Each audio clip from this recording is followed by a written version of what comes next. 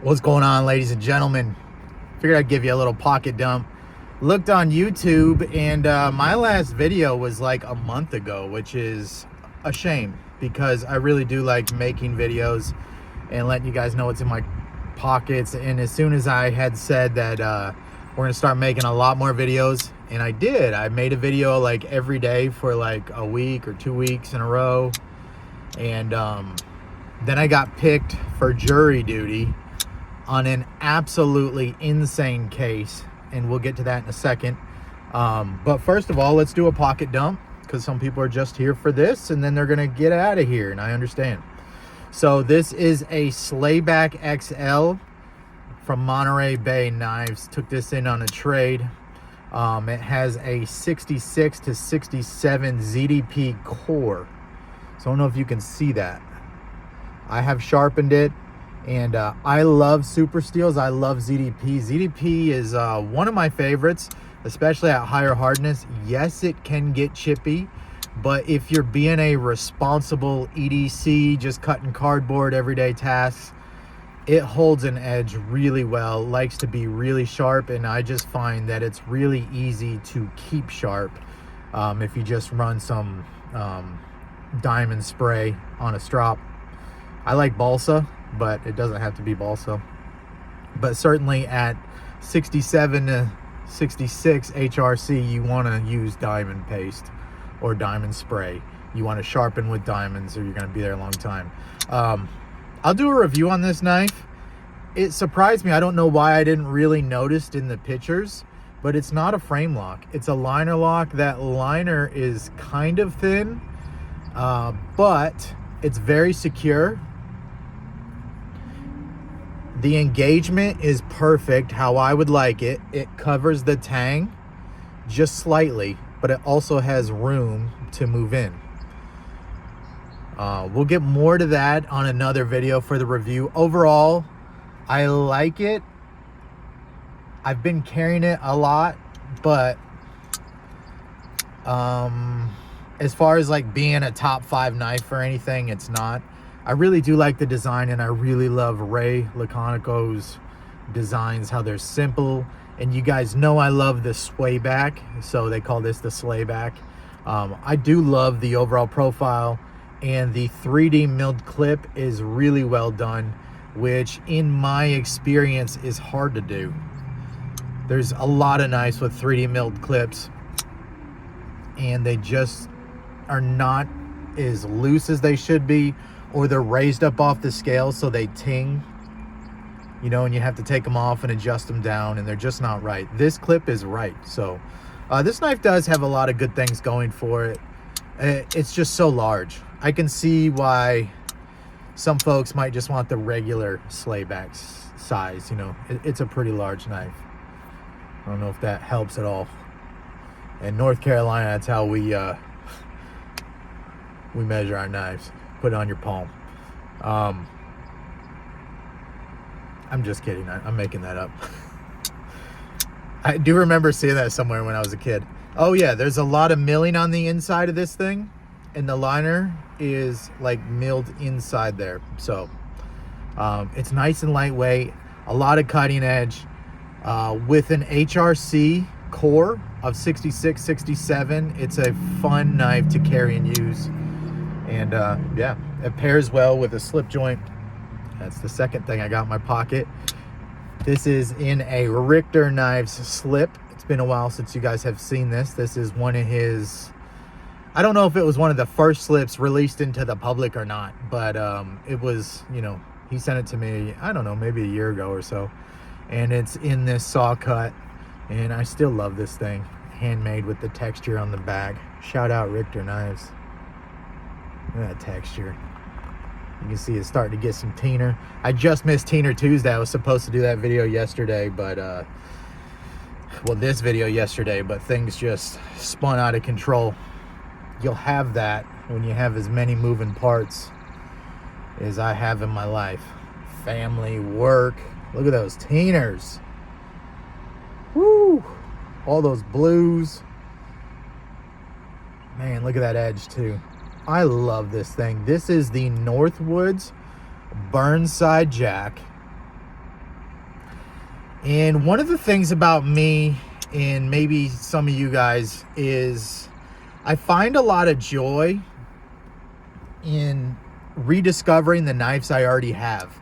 And then sometimes I'll latch onto it, and then like this has been in my pocket for like 2 weeks in a row. This one I did modify. If you're looking for a Burnside Jack Northwoods, good luck. They're going to be hard to find, but there probably is a few. This is in the Pioneer bone. So you can see how it's a little fatter on this side, skinnier on this side.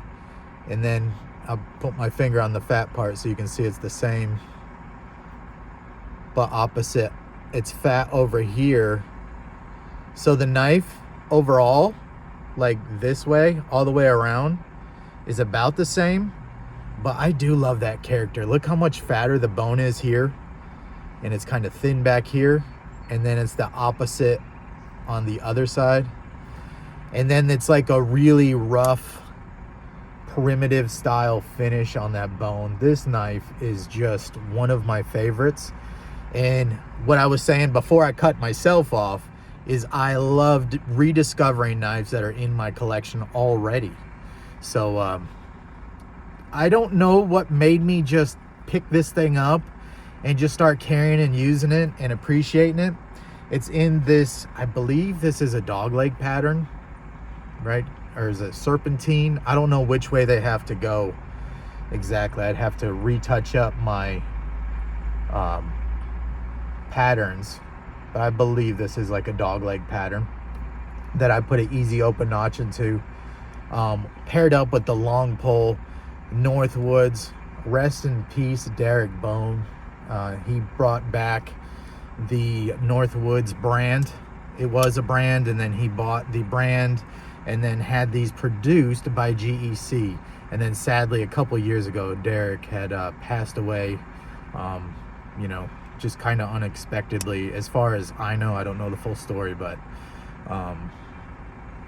made some really nice knives, and I had always heard great things about him, and knife ship free. So anyways, you know, it's all part of the feels that you get when you carry something like this. I don't know, and I might be attaching a little bit too much to it, but also I'm here for fun, and I'm here for you know, entertainment. And it's one of the things that I just feel like the knife has a little more soul, knowing that an absolute legend, you know, helped design this thing, and then made the effort to get in touch with GC, made the SFO to get it produced. And here we are, you know, 10, 15 years later. I still have it. I still cherish it. And instead of sitting in a drawer, no offense if anybody does that, I would never tell anybody how to enjoy their items that they paid their own money for. But it's in my pocket, seeing use, getting patina on it, doing what it does, and I just feel like, you know, it's cool. It's a second kind of cool. So there's my carry, and you can see why I kind of like this pairing so much, and it's been in my pocket for about the past week, this exact pairing. And I don't know, now that I've made the video, maybe I'll carry something else so that I can have a different pocket dump to show, but who knows. This is a fun knife. I gotta get the review. I've got so many knives that I had taken in, one from Vostede and one from Mini Katana. They have a folding knife that was produced by Best Tech. More on that later, but just so that you guys know, if you see like a string of like 3 to maybe 4 videos in a row, Kubi sent me a video knife to check out, to do a video on. And I just if I'm interested in the knife that a company wants to send, I don't want to say no. I mean, for one, it's like content, right? And you don't have to click on it if you don't like it. And the next thing is, it's I like knives. I like all kinds of knives. I like traditional knives. I like stuff that doesn't have to be super expensive, and I love the super expensive stuff, and almost all the same. Like, I can see value in like a $65 Vosteed knife. Not that these are Vosteeds, but just as much as I could, you know, something like this. And I know that I'm not the only one who feels that way. So I just want you to know, if it seems a little weird, I'm not shilling. There's no kind of underground deal other than I just said, sure, send me the knife. And so you might see a Kubi, that mini katana, folding knife, and yeah, I think there's a Vosteed. And anyways, the watch, still got the Seiko, I forget what it is, Seiko automatic something or another. And the wallet's the same, and I still got my titanium Hinderer pen with the flat cap on the tip here, right here, instead of the pointer. Not that the pointer pokes my pocket, but this actually fits this wallet, the gun deck, really nice. Still the same thing. Look at all those tiners. Good Lord, man. Other than that, yeah, it's like my most used EDC item, if we want to clickbait this title somehow, would be my Parker Jotter. And I'm not kidding. I know I carry this pen, but this kind of just stays in my pocket.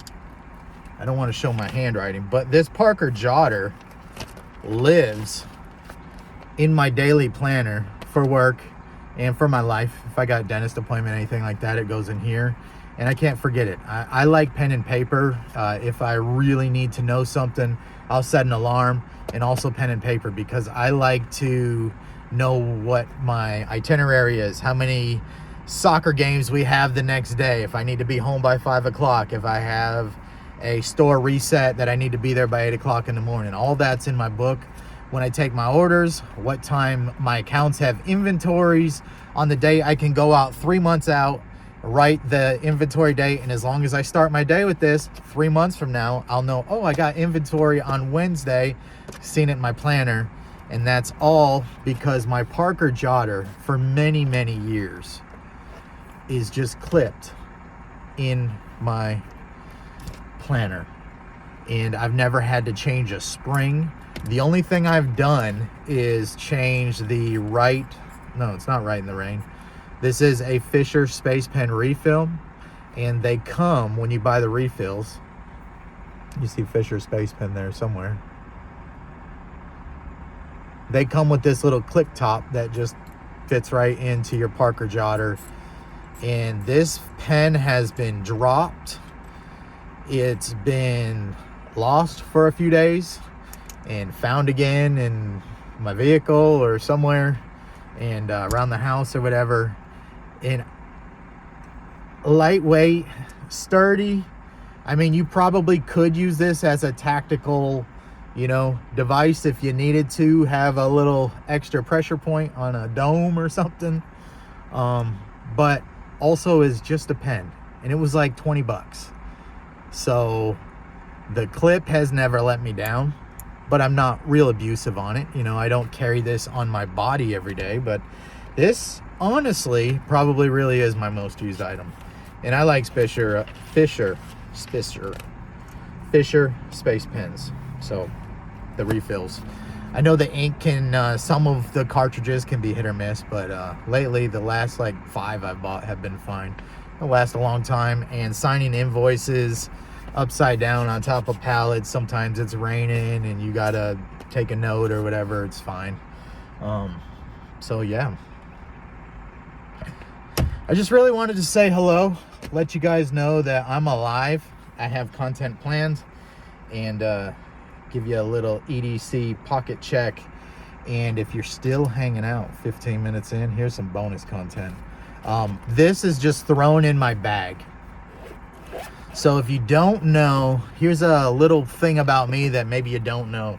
I'm as much of a gamer or more than I am into knives. Like, so I probably should have also started a gaming channel or something, but not for these little devices. This is a Pow Kitty RGB 30, It has a big square, let's turn it on. Has a big square screen on it to emulate all kinds of gaming systems. So all the retro stuff like Nintendo, the original Nintendo, Super Nintendo, Game Boy, Game Boy Color, all those were like in a mostly square aspect ratio. It's like a 4:3, or I think it's like a 7:8. And this screen is like an HD screen. You can't see it now because the sun's kind of in the glare and all that, but in person, plays really well. You can port games from PC on here. There's not a lot, but like Balatro is on here. If you guys are playing games, you know this thing is crack right now. It's like a poker roguelite, and also just has all kinds of other systems on here.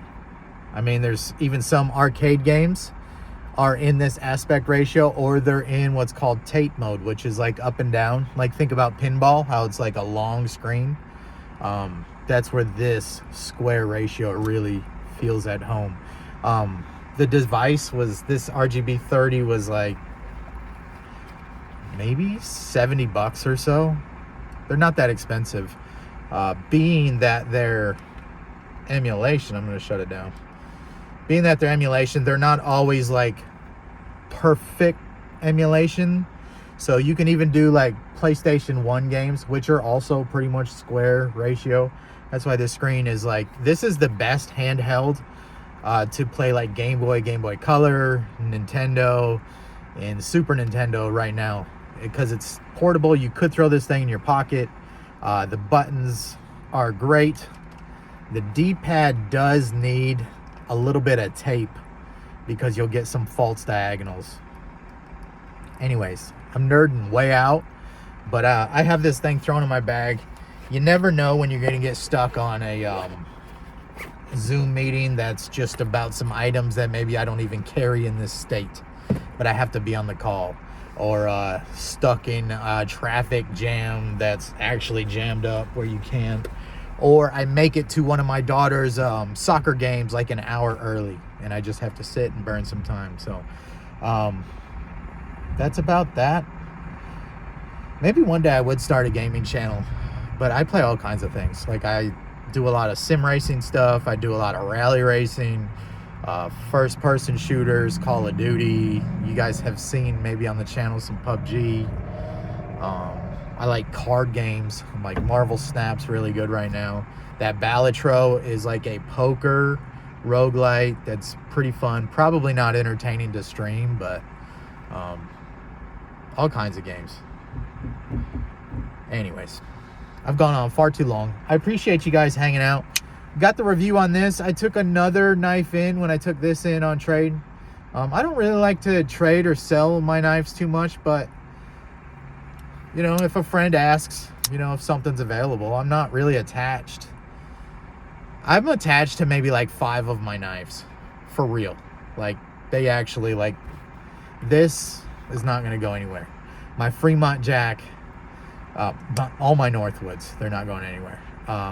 A few of my GECs are like that, you know, but these are just items, material things. And I know it's weird to say that, and this is for a whole nother video, but I've had too many scares in my life, including I'm not going to get into that right now. This is for a whole nother video, but there's been too many scares where you just realize, and I kind of realized this at an early age, but these things are just things, you know.